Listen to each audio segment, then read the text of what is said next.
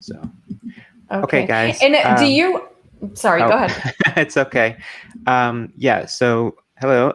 This is a private stream that I'm doing with Rebecca, whose channel is Bread of Life on YouTube. So I'll have links to that in the video description and comments and stuff. And I don't want a bunch of people joining, especially after what happened in my stream earlier today. But go ahead and you can introduce yourself and talk about like your channel and all that. So go ahead. Hi, everybody. Well, thank you so much for having me on, Atheist Junior. I'm so excited to be here. And I found Atheist Junior yesterday when I was listening to Standing for Truth. And I just, thought you were a nice guy and just wanted to connect with you. So I'm a Christian evangelist, and I've been, making videos on YouTube for a couple of years now. And I'm actually trying to write a book about just to help atheists find God. So I've been listening to a lot of atheists, and I just thought it would be fun to do an interview. Yeah, and I saw, because we kind of had some conversations over email, my real name is AJ, so you can just call me that if you want. Okay, if that's cool. easier for you. That's what Sure. a lot of people will call me. And, you see the initials match up with my username, so that was very clever of me. I don't know if you noticed that. But. Yes. Well, I had a question that just I thought of when you were saying that a second ago, but you can go ahead and ask the questions that you wanted to ask me, and I'll just wait until after that to ask you a few questions. Sure. Yeah. Well, I guess I'm curious about what is important for people to know about you. Well, I am I guess people could say a millennial, but I went to high school in the late 2000s. And Texas is a heavily religious red state. It's dominated by people who are conservative and Republicans. And when I went to school, I didn't have curriculum about evolution taught in my science classes. I didn't learn about any of that stuff until years later when I came to YouTube and I found people like Aaron Ra and Bill Ludlow and started watching these debates with creationists. And I got hooked on it. I found the debates so entertaining, and I liked learning about it. Even if, you disagree with the creationist position, the interesting thing is if they make a claim like, that these animals aren't related to each other, or just some sort of claim, even if you think it sounds silly, looking up the information to refute it, you can learn a lot from that. So my channel is just me trying to normalize atheism and have people see it as something that doesn't make somebody necessarily an immoral person, and also trying to bridge the gap between, specifically on YouTube, of an atheist and theist community, because there's been a lot of bad blood since like 2007 when things got very volatile, and then the sort of popularity of atheist videos kind of died down, but now there's been a resurgence. And now that it's become popular again, I'm hoping that we don't have to go back to the old ways of people insulting each other and stuff like that. So I'm not sure if that answered your question. Cool. But. Yeah, it did. That's really interesting. I mean, I find that fascinating. So were you in public school in Texas? Well, it's a bit complicated to explain, but try to stay with me. Okay. So I went to public school. I'm from San Antonio, Texas. So I went to public school the first semester of public school. And I got a bad grade in my English class, and my parents were sort of strict about that sort of thing. So they sent me to a military school, like a boarding school. And that was down in the Rio Grande Valley by South Padre Island. It was Harlingen, Texas. Basically, it's sort of in the middle of nowhere, called a Marine Military Academy. And I went there for the second semester and then all of my sophomore year. And then my brother was going to school and he got kicked out. So that sort of meant that I was, also I wasn't going to stay there. And, my parents have him going to a school back home. So they just had us both come home. And so I went back to the public school that I went to, and I did 11th and 12th grade there. So yeah, I did. To answer your question, yeah, I did go to public school and I went to a private school for about a year and a half. Okay. Wow. It really surprises me that they didn't have evolution in the public school. So, Well, part of the reason for that is that there are a lot of highly motivated um, Christians, religious people in the Bible Belt states who campaign to uh, get the curriculum about evolution out of the textbooks, or to weaken it, and to try and replace it with creationism or mhm, intelligent design. And there have been trials like the Dover trial in 2005, or mhm, Kitzmiller versus Dover, where the intelligent design advocates lost in court, but now they've sort of taken the fight to YouTube, and they've circumvented that by, like Ken Hovind broadcasting his propaganda on YouTube. But there are still schools in Texas where young Earth creationism is taught. Sometimes even if there are laws against it, the teacher will still sneak it in there. So it is an issue. mhm, It's not as bad as it was back then, but it's still a problem, in my opinion. mhm. Interesting. Yeah. So, what is your belief about the world and our existence? Well, you mean like how the Earth and the universe came into existence? No, I just mean like what is, well, I mean, it could be part of how did it come into existence, but you know, yeah, you can just however Okay. you want to answer that question. Okay.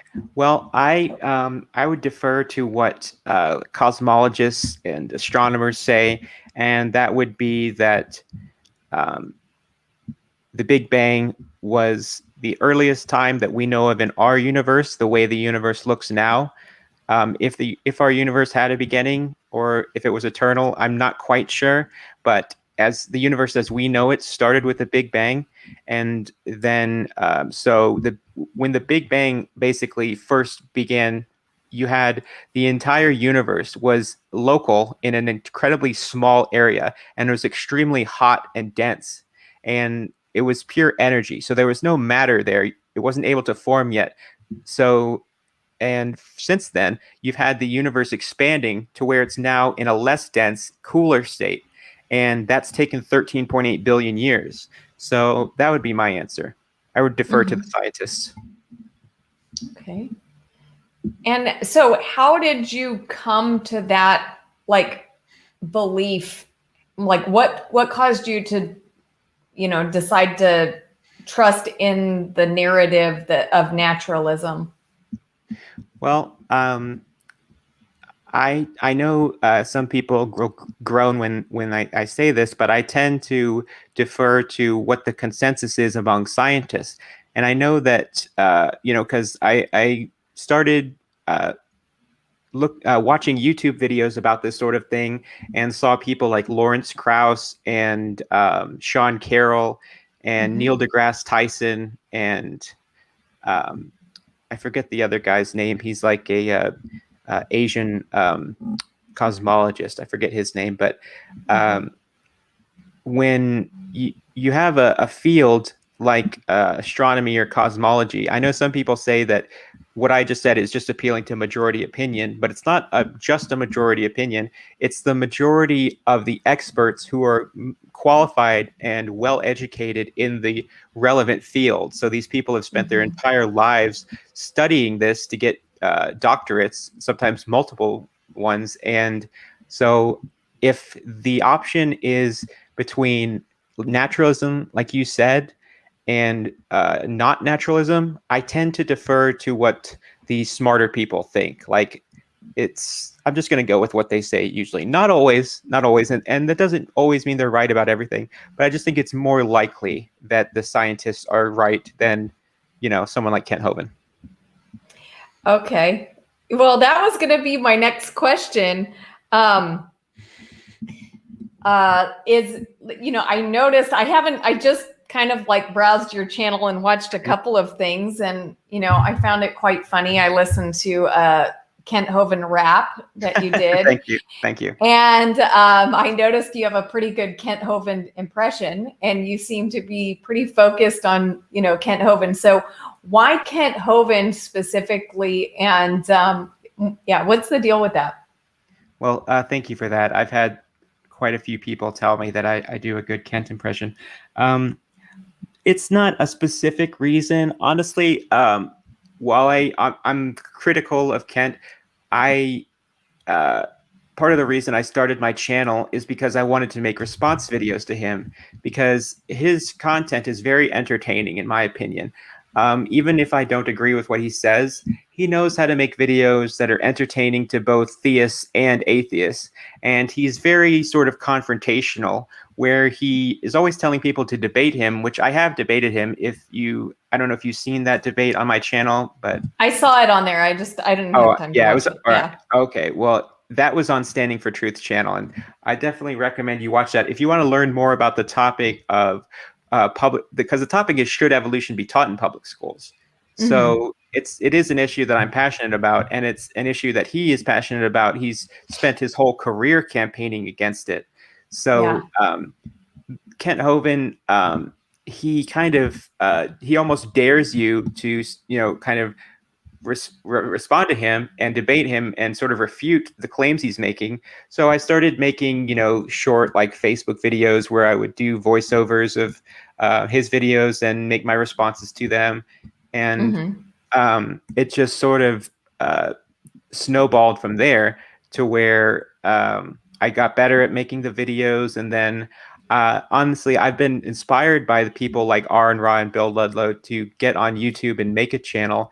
And those are some of the first videos I make. I would like to branch out from just making videos about him. I've been making videos about other people, but that's just sort of how I started. And the reason also is because I find Kent funny. I think the voice he has, and the impression that I do of him, I enjoy doing it. And Kent, he's an entertaining person, so that would be my reason for that. Yeah, cool. Yeah, so, and I guess you've kind of already answered this question that I was going to ask, which is, you meant on your channel, I saw somewhere on your channel like that you care about activism for this area. So why do you think it is important to be an activist? And the reason I'm asking this is because, see, I'm a Christian evangelist, and I have a plenty of reason to spend my time doing this because I want to see people come to know the Lord. But I always find it very interesting. If I was an atheist, I can tell you I would not spend a single minute telling anyone to be an atheist, or even like caring about fighting any of this stuff. I would be trying to live it up. I would try to enjoy my life as much as possible, and just I wouldn't care about this topic. So I'm curious, why activism? Well, it's interesting that you say that, and I would preface what I'm going to say by saying that your evangelism and my activism are not in conflict with each other. I'm not going to try and stop you from doing what you're doing, and I'm not going to go up to somebody and tell them not to be a Christian. What I would tell them is simply, make sure the sources of information that you're getting your info from are good. And I would tell them to, study science and study the natural world. And the reason that I think atheist activism is important is because we live in a country that's about 70% Christian. And I live in Texas, which means, I'm vastly outnumbered. And the area I live in, San Antonio and particularly Austin, have a lot of liberals, and it's more of Austin is definitely like a blue city. So there's not as much conservatism here as there is in the sort of Panhandle and other parts of Texas that are more rural. But it's a country where we have lawmakers that want to establish monuments of the Ten Commandments. We have people who want to sort of enshrine what they call God's law into the the laws of this country, and people who want to block reproductive rights or abortion, if you want to call it that, from happening based on their beliefs in the Bible. And I want to say that the United States is a secular nation. It was not founded as a Christian nation. It was founded as a place where people could have the same equal rights, not no matter what their religion or lack of religion is. Now, of course, obviously rights weren't equal for everyone in America when the country was founded, but I'm speaking in a modern sense. So I guess that would be my reason, is just to try and make sure the separation of church and state remains how it should be, in my opinion, and just to make people aware that atheists and theists can have interesting talks, and don't have to be enemies or adversaries. Now, was there a time in your life when you did believe in Jesus? Were you ever a Christian yourself? Honestly, I would say not really. I can remember specifically when I was about 7 years old. I was in Sunday school, and the person who is leading the class was telling us about Noah's Ark, and I was just thinking, there's no way that they could fit that many animals on a boat. And that just was sort of after that, I just was never convinced. And to me, that story was just too ridiculous for me to believe it. And it's pretty important to the overall religion, and I just wasn't convinced. But I remember that being sort of the moment for me. Okay. So the moment of unbelief, rather than rather than having a moment of belief, you had a moment of unbelief. Right. I had a moment of clarity. Yeah. Okay. I'm just joking, but yeah. Yeah, you're fine.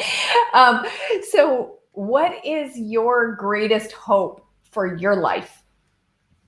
Well, I guess that would be, I definitely hope to have success with my channel, and to sort of accelerate the goals that I sort of mentioned earlier, and just be able to sort of live comfortably and make the content that I want to put forward, and have conversations with interesting people, and avoid conflict and unnecessary strife and suffering. Cool. Well, those are my questions. So thank you for sharing. Yeah. Well, during your sort of intro, you said, I guess I was wondering, why are you writing the book? Why do you want to sort of convert atheists to believers in the Christian God? Well, it's a matter of wanting them to know the greatest love and the greatest being that there is to know. And I feel like without knowing him, you really miss out on life. And so, I mean, really, it just comes from a desire for other people to have what I have. And if they don't want that, that's fine. There's lots of atheists that my book is not written to, right? There are those, there are atheists who say, if I say, if there is a God, would you want to know him? And there are many atheists that I've asked that question to, and they say, no, I wouldn't want to know. And so my book really isn't for them, because they've already decided that they don't want to know God, even if he exists. My book is for people who would like to believe in God, but who have reasons for not believing. And so it's meant to be, just a book to help people explore through their own experience, actually, to kind of bring people to a place of really being able to know God. This is the most I've talked about this book. Look, I have only written like 5 pages of it. Okay, so it's like a work in progress, but I have That's in my okay. mind the direction that I want to go, and it's going to be a funny book. It's not meant to be serious. It's not going to be Mhm. boring. Like it's meant for someone to have fun with and to be able to come to know God, but in a very gentle way. Okay. Well, the hardest part is just starting. So, even if you weren't writing the book, I would think that you still have that. You would still want to do what the goal of the book is anyway, right? I think that's fair to say. Mm-hmm. Okay. Yeah, for sure. Well, it's possible that those people might not want to know God because the God described within the Bible is awfully violent. He comes Mm, off kind of mean. I'm just saying, like. He's a okay. little scary. That's all I'm saying. How do you respond to that? Because he's awfully murderous. Yeah, well, the way I respond to that is that it really depends who you are, whether God is going to be mean to you or not. And, in the Bible, what you see is that people who oppress the poor, like people who oppress those who are weaker than them, people who rob the poor, people who oppress them, people who cause violence, those are the people that God is violent toward. And so, Well, mhm, I mean, I did mention the flood earlier where everybody but 8 people died. So I'm not yeah. sure. Yeah. I mean, he did sort. Well, mhm. Go ahead. Do you remember like the reason that God flooded the earth? Do you remember what the Bible says about why God did that? Well, I believe the Bible said that Noah was a man who was righteous in his ways and that he walked with God, and that at the time the earth was full of adultery and fornication and all types of sin, and people were worshiping the god Baal, making golden calf idols, and maybe even sacrificing babies inside of these statues. And so I guess he saw all of these people as being immoral and breaking the first commandment, or maybe it's the second, about worshiping other gods or making false idols. I think it's the first one. Well, you could tell me, but yeah, is that fair to say? Well, you're mentioning a lot of things that are definitely in the Bible, but in other parts of the Bible. Okay, But what's important to remember is that uh, the the flood came before the commandments. that's And true. so, he's never been really that much of a rules guy. But so he hadn't even given out any commandments really to people. But the main thing that it doesn't talk about idol worship or adultery or anything like that with regard to the flood. It said that the reason that God flooded the earth, it said the earth was filled with violence, and Um, every thought that every human had was only evil all the time. And God regretted that he had made humanity. So it wasn't just, oh, they're not worshiping me.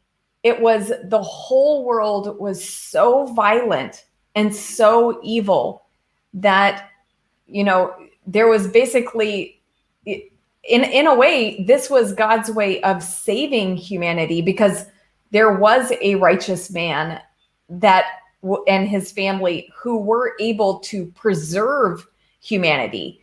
And so, humanity had become so incredibly corrupt, and the world was so violent that this is what, the way that God chose to actually preserve humanity for the future.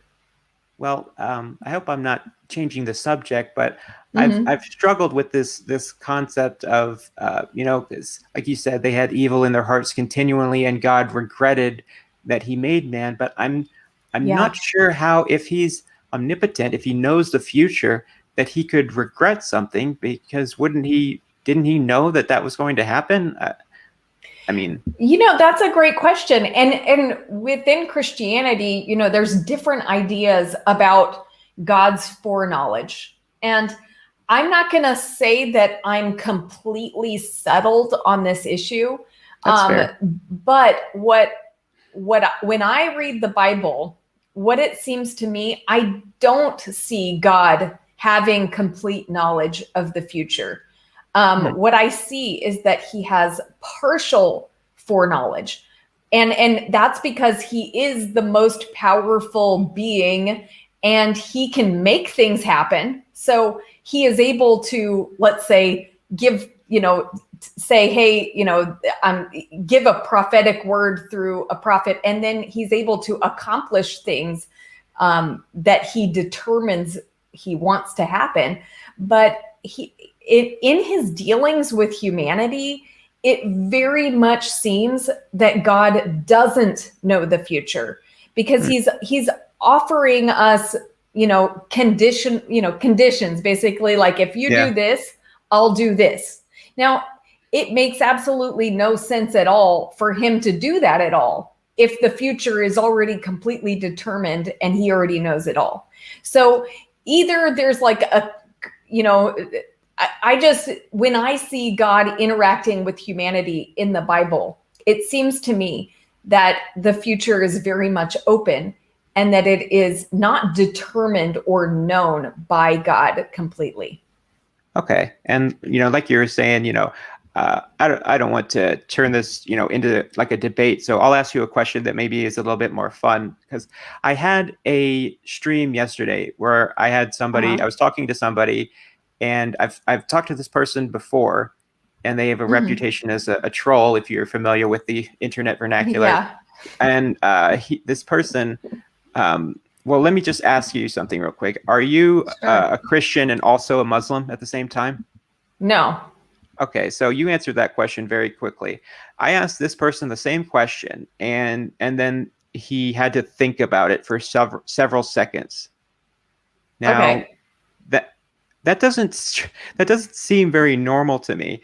And it seems like if you're a religious person, you would just be able to say, no, I'm one or the other. Like, that's ridiculous. But this person, and this is why I call him a troll, is because, in my opinion, now I know that maybe you'll disagree, but I know that the God of Christianity and Allah are the same, can be called the same God, because they're both Abrahamic faiths. So it's the God of Abraham.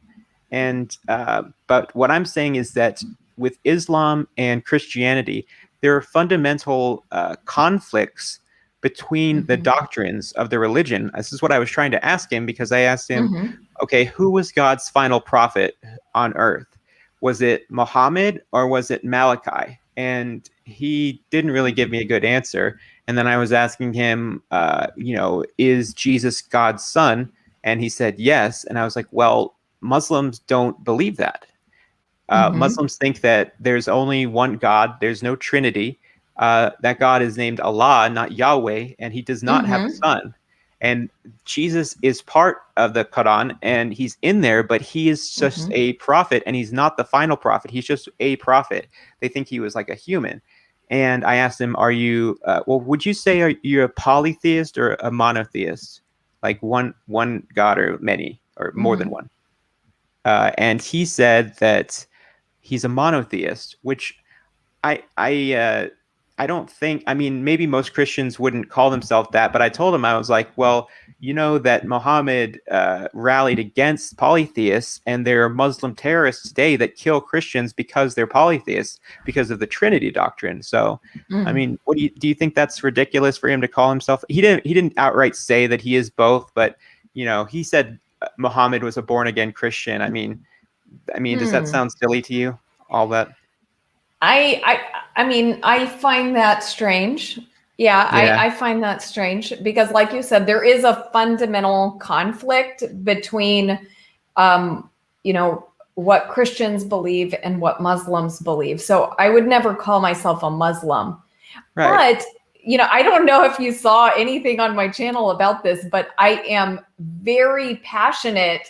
One of my huge passions is helping Christians understand Muslims. I absolutely love Muslims. I have just, I've lived for 10 years in Muslim majority countries. And I have so many Muslim friends. I love them to death. And I think some of them have a better relationship with God than some Christians. So, I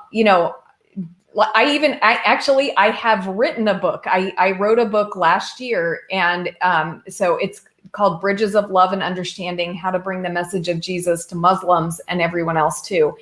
And so that book is for, I wrote it to Christians to help them understand Muslims and appreciate them and appreciate their faith. And of course, I want Muslims to know Jesus Christ as the Son of God and the Savior. But, just because they don't know that yet and they haven't come to that understanding does not mean that they don't have a relationship with God. There's nothing in the Bible. Christians like to say that, God is only in relationship with people who, believe in Jesus Christ as his son. But that is not in the Bible. I mean, Jesus says, yeah, I'm the way, the truth, and the life, and no one comes to the Father except through me.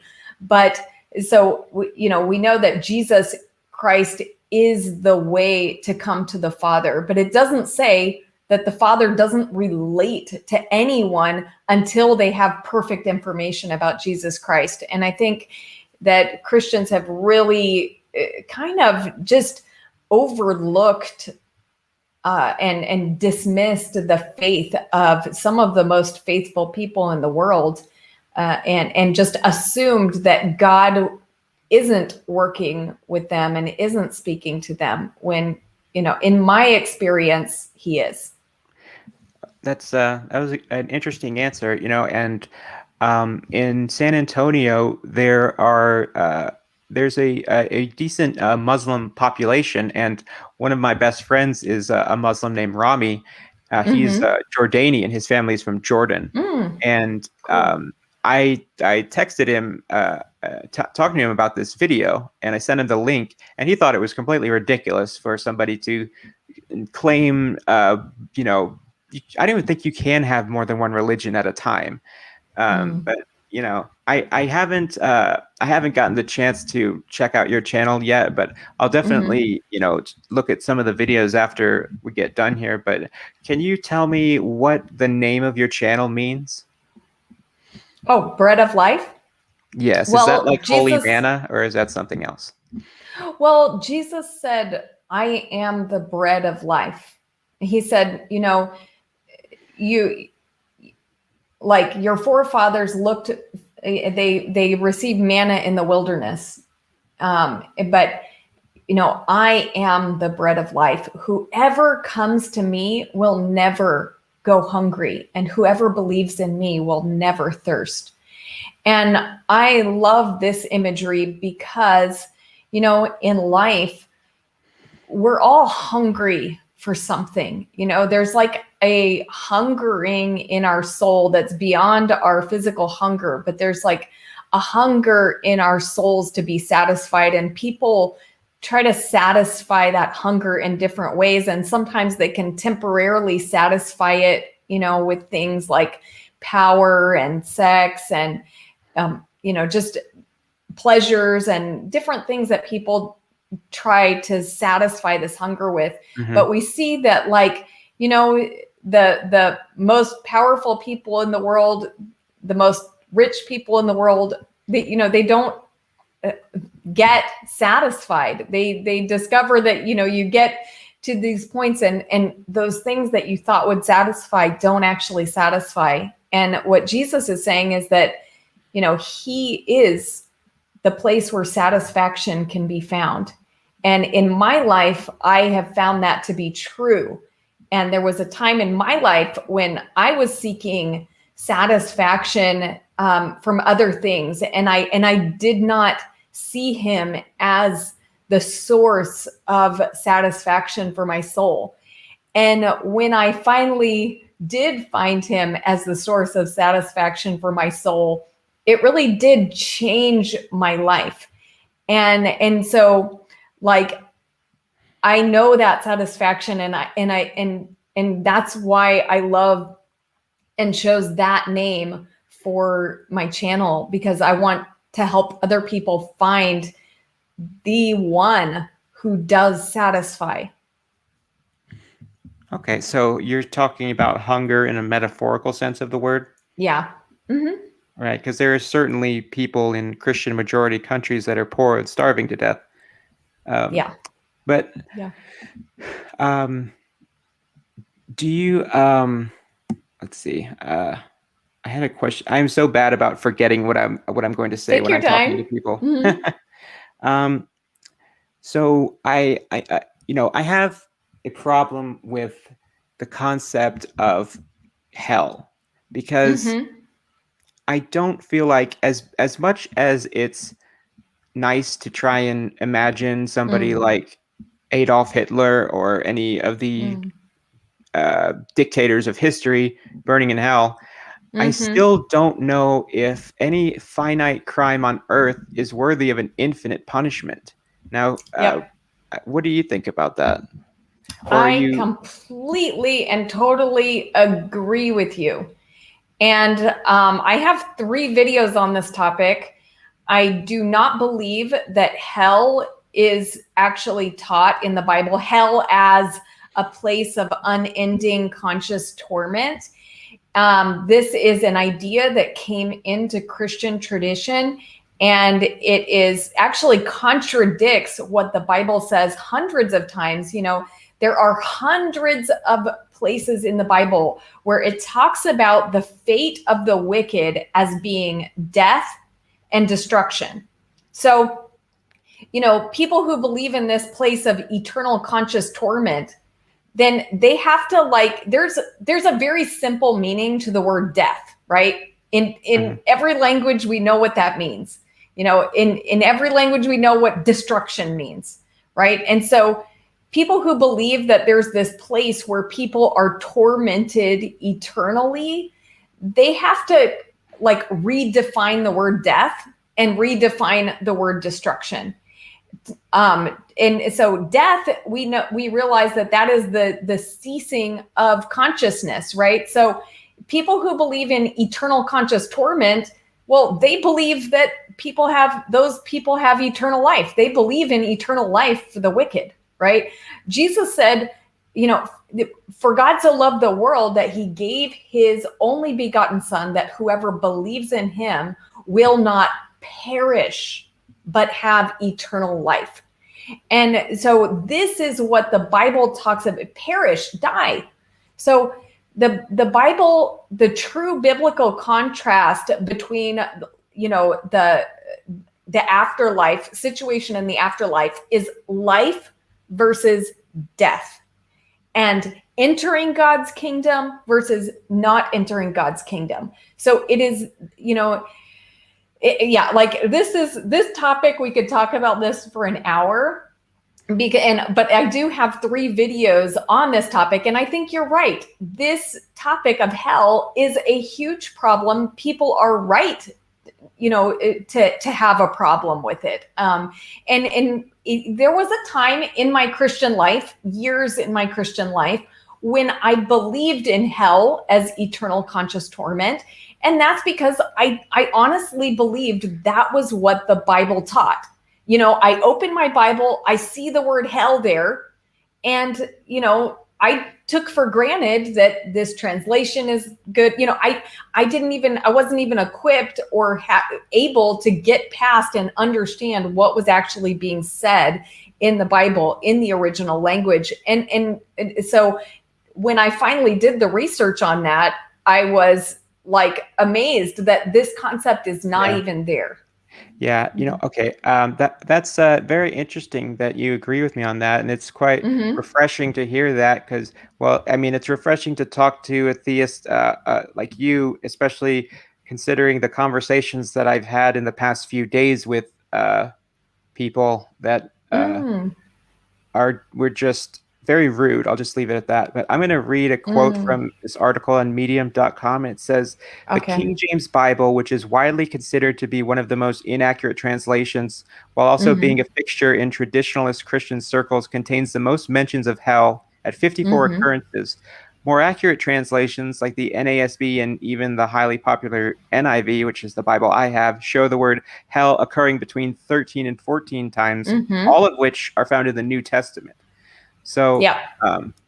I do think that because the Bible is a book, obviously, so there's no imagery in it, but people have become, you can't really think of hell without picturing the imagery from paintings or like the artwork of Dante's Inferno and Yes. the way that Satan has been portrayed. But, you know, we don't Yeah. actually see that, especially in the Jewish tradition and like the Mm-hmm. earliest books of the Bible. It even Yeah. talks about I forget what, but like a Jesus talks about on the cross about I think one of the other people being crucified asks him about I can't even think of it, but it's like going to paradise or Yep. it's some place that's within the Today earth or you'll be something with like me that. in paradise. Mm-hmm. Yeah, and so I think that using this sort of fire and brimstone imagery, I feel like it's been a way to sort of scare people and sort of Mm-hmm. um, make kids feel like, I better do what God says or what my preacher says, or Mm-hmm. else, and it can be really hard for people like my friend Oz from the Atheist Roundtable show said Mm-hmm. that he was, in therapy for like 2 years Yep. because of converting out of religion. That fear of what if I've made the wrong decision and now I'm going to hell sticks with you. Now, I personally never really believed it in the first place, Mm-hmm. I can't imagine that that's a good feeling. So I would say, that would definitely, if you want to the goal of your book to happen, I would definitely say to put that in there because that's a big sticking point for people who are atheists, and if I think it Yeah. will disarm people if they see that you Mm-hmm. actually don't think that because I didn't expect that response. So Yeah, well, and I am not the only person saying this. There are many, many Christians who are now really rising up and being like, this is not in the Bible. And we have to remember the Bible was translated into English after the tradition of hell developed in the church. And that word that's still being translated as hell is Gehenna. And it's the name of a place outside of Jerusalem. It's a valley, the Valley of Hinnom. Okay, and so and every Bible translator knows that. And I've actually reached out to the NIV translation people and said, why is this translated this way? Like, why are you guys still translating this? And actually you can find English Bibles that hell is not in the translation, and they preserve the word Gehenna because they know it doesn't actually mean hell. So there are English translations that don't have hell, but the most popular English translations do have hell still in there, which is it's frustrating. yeah.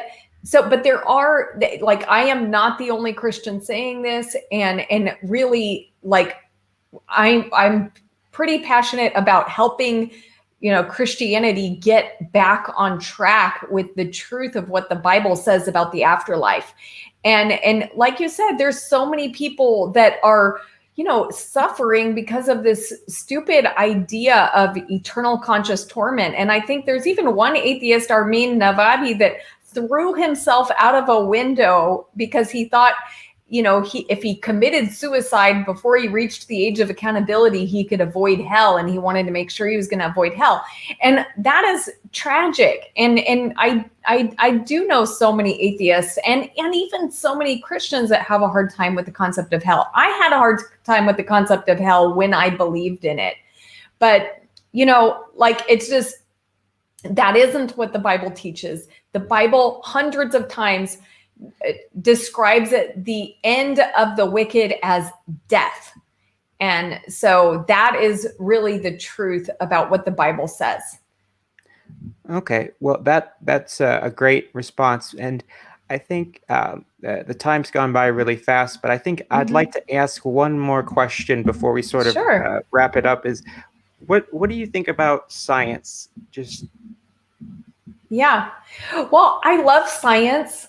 And, so I think science is great. It's provided us with lots of technology and, medical help for people. And um, so I appreciate science. And I'm like, unfortunately, though, there has been something that's a philosophical idea that has been married to science that is not scientific in nature, and that is naturalism, or materialism.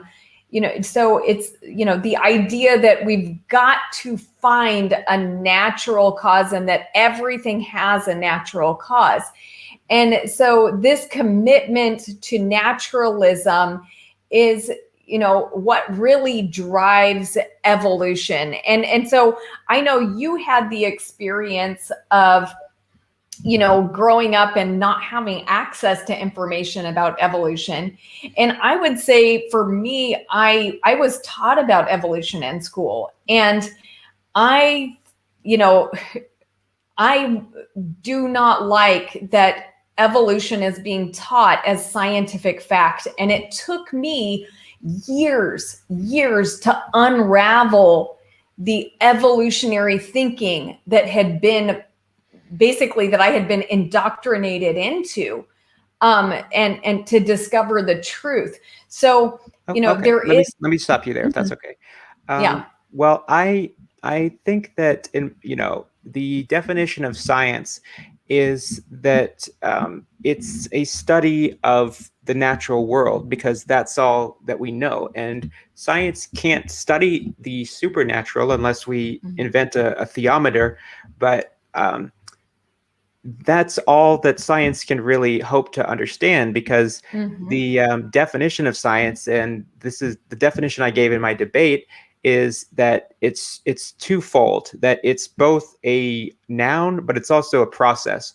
So science is the gathering of data and the you're making observations about the natural Mm-hmm. world, and then you use that data to form hypotheses and make novel testable predictions, and then test those hypotheses and falsify them if they're wrong, and if not, then Mm-hmm. you build more and more data and you create a scientific theory like evolution.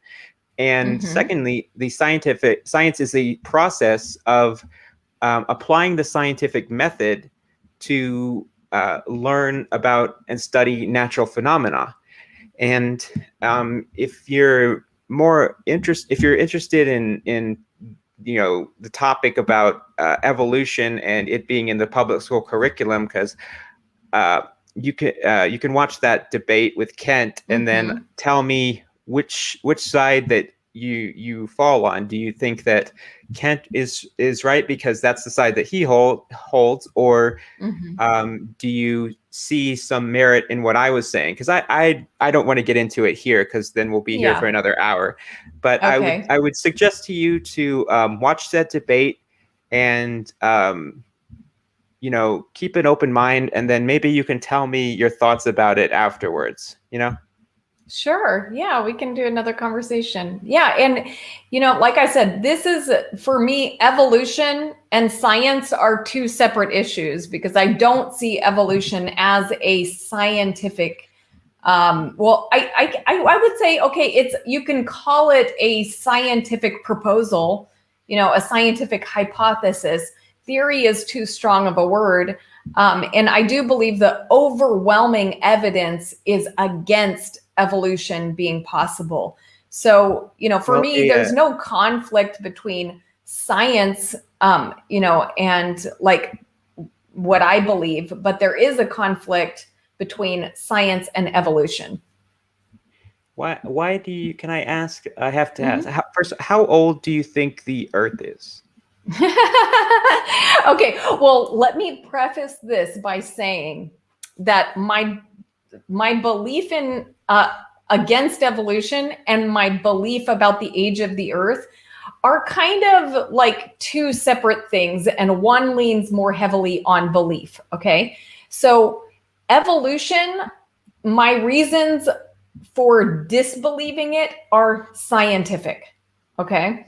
And of course, I don't, I don't think it corresponds with my faith, but I mean, I believe that the scientific evidence against evolution is absolutely overwhelming.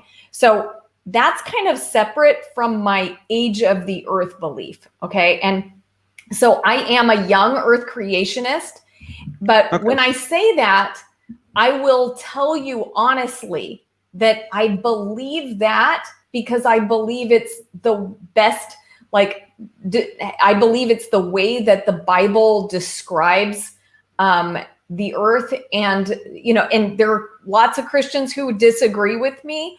But for me, like the testimony of the Bible kind of falls apart if you make at least, the earth and animals being around for, millions of years or something like that. So like the age of the earth is much more a belief for me rather than like something that is deeply, scientific in nature. Although I do think there are good evidences that the earth is young, but I think that's a much harder case to make, because there are, other sides where I would say there are some decent reasons for, believing that the earth is old. So like Right, for me, like the evidence is radiometric dating, for example, is an excellent reason. And I'm just real quick, I just want to define scientific theory. It's a well-substantiated explanation of some aspect of the natural world based on a body of facts that have been repeatedly confirmed through observation and experiment. So, what you mentioned your evidence against evolution. Could you tell me what that is? Well, the evidence against it is that we need to repeatedly defy the laws of physics and everything we know about biology in order for it to happen. There are mechanisms in place in each one of your cells that stop evolution from happening, like that correct errors. Of course, mutations collect, anyway. But like the machinery in your cells is actually built to stop that, stop changes from happening. And mutation is necessary, or there needs to be some sort of mechanism that will build entire systems within organisms. And we've just never seen that happening. And people who believe in evolution will say, well, that's because there hasn't been enough time. Well, okay, but usually we wait until we see how something can happen. Like your definition you gave, we need to observe it, we need to test it, observe it. And before we, believe it, right? If we're doing science, we don't believe it until we can test it. Well, in the way the scientific definition of observation isn't necessarily watching like a video of something or watching something happen. It's just the data gathered from an experiment. So I personally would think that, there's plenty of evidence that we can, because we could test and look at fossils now and learn from them. But I give the example in my debate of there's a certain type of algae they did an experiment in the lab. It's called Chlamydomonas. And this is a unicellular algae. So it's just one cell. And this species of algae it's never been observed to be anything other than single-celled algae.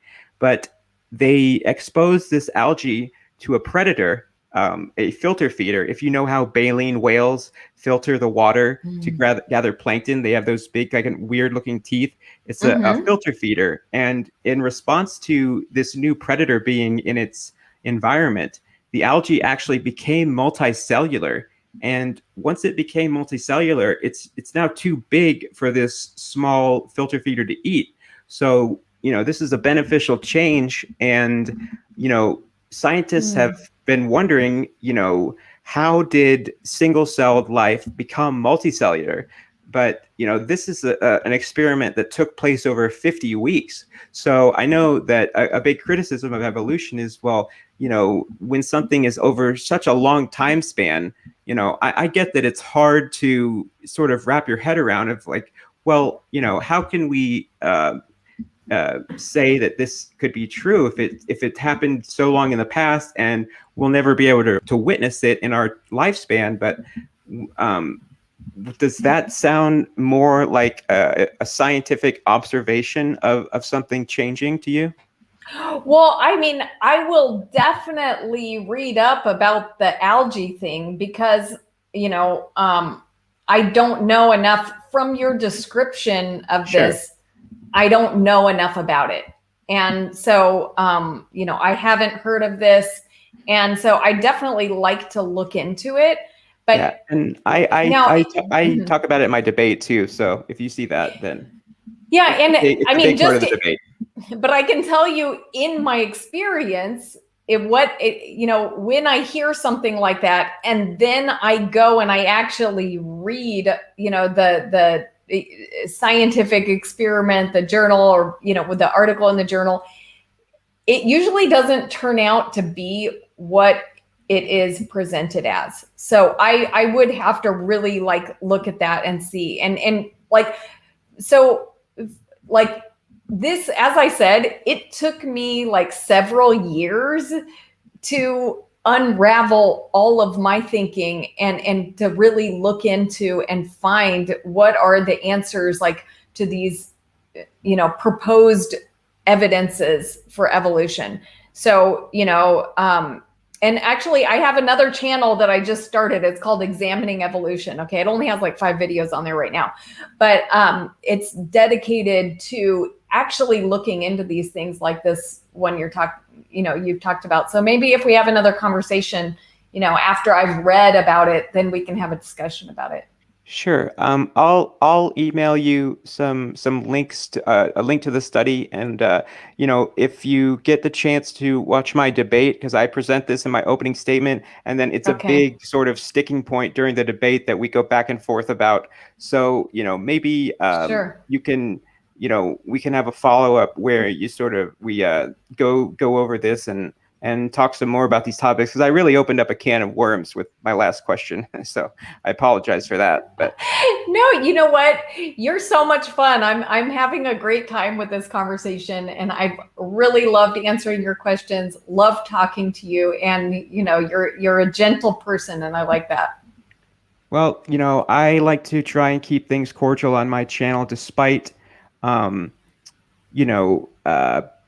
disagreements with people, and because I've seen a lot of content on YouTube, this very type of discussion where people are arguing and talking over each other. And I was talking with a Christian named Mr. Batman on my channel, and by the end of the conversation, he asks me, "Are you a liar or an idiot?" And I said, "I'm not going to answer that question. You're not.